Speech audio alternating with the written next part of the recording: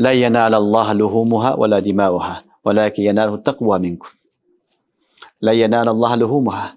Allah Taala mal kurbanlık niyetine, anın veya kanına muhtaç emez. Allah ceveyt. Allah Subhanahu wa Taala oşonun kayrılı özüge beret. Kayrılı özü jeyip anı. Allah Subhanahu wa Taala hiç de gerek emez. Oşon için Kur'an'da Allah aytıp koygan. La yenalallahu luhumuha ve la dimauha velakin yenaluhu takva minkum. Demek Allah Subhanahu wa Taala sizge farz kılıp kayrılı özüngce degen. Bu kurbanlık ilgergi kavimlerde hem bolgan. İlgergi kavimler aldığınғы dinlerde de bolgan. Biroq alarda kurbanlık kılıp malın jegenge ruhsat berilgen emes.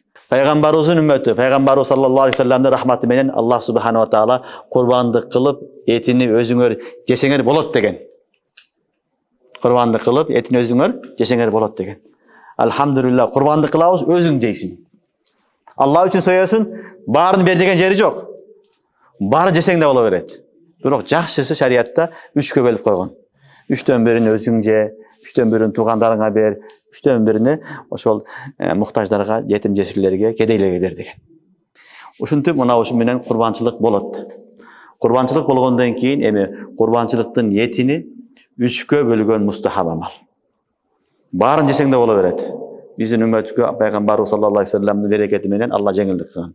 Bарын jeseң de bolat. Biroq 3'tön birini özüң jep, 3'tön birini tuğandarga berip, 3'tön birini tarkatkan başkalarga jакшыраак.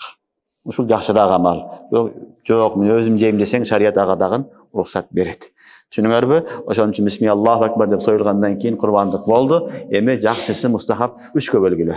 3'tön birini Allah jolda bergile, 3'tön birini oşol bayağı uyuma kelgen konoktorga bergile, tuğandarыңarga, 3'tön birini ne kılgıla?